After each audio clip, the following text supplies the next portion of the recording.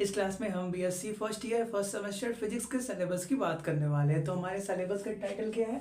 Mathematical physics and Newtonian mechanics. ठीक है, तो देखो न्यूटन पहले बात करते हैं मैथमेटिकल फिजिक्स के सिलेबस के बारे में। तो इसके अंदर टोटल आपको 4 यूनिट पढ़ने हैं। 4 यूनिट को 9 चैप्टर्स के अंदर डिवाइड किया गया है। ठीक है, पहले यूनिट में आपको मिलेगा introduction to Indian physics and physicist, जिसके अंदर आपको भारत के जो एंशिएंट टाइम पे फिजिक्स का ज्ञान था भारत के अंदर और उस टाइम पे जो फिजिसिस्ट थे उनके बारे में पढ़ना है।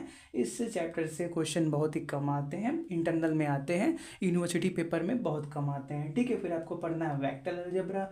फिर आपको सेकंड यूनिट के अंदर vector differentiation, gradient, divergence and curl, vector integration, introduction to direct delta function पढ़ना है। ठीक है, तो देखो अगर आप फर्स्ट ईयर मैथमेटिक्स का सिलेबस भी देखते हो और फिजिक्स के सिलेबस को कंपेयर करते हो तो ये जो चैप्टर्स है ये vector differentiation, gradient, divergence and curl और वेक्टर इंटीग्रेशन, ये चैप्टर मैथ के अंदर में भी है। ठीक है, तो आप क्या कर सकते हो, यहाँ पे भी पढ़ सकते हो या वहाँ पे भी पढ़ सकते हो। ठीक है, मैथ के सिलेबस के अंदर भी हमने ये बात आपको बताया था कि ये चैप्टर क्या है। कुछ चैप्टर्स ऐसे हैं जो फिजिक्स के साथ मैच करते हैं, मतलब वहाँ पे भी वही पढ़ाया गया है और मैथ में भी वही पढ़ाया गया है। ठीक है, तो आप क्या कर सकते हो, किसी भी एक जगह पढ़ लोगे आपका काम हो जाएगा। ठीक है, फिर क्या मिलेगा आपको थर्ड यूनिट के अंदर, coordinate system in 2D and 3D। फिर मिलेगा ऑर्थोगोनल कर्विलिनियर कोऑर्डिनेट और लास्ट यूनिट आपको मिलेगा टेंसर अलजेब्रा और टेंसर एनालिसिस। ठीक है, अब क्या बात करते हैं, हम न्यूटोनियन मैकेनिक्स के सिलेबस की बात करते हैं। आप क्या कर लो, पहले मैथमेटिकल फिजिक्स के सिलेबस को नोट कर लो। ठीक है, तो चलिए कंटिन्यू करते हैं, न्यूटोनियन मैकेनिक्स की बात करते हैं। तो इसके अंदर भी टोटल 4 यूनिट है जिसको 10 चैप्टर्स के अंदर डिवाइड किया गया है। ठीक है,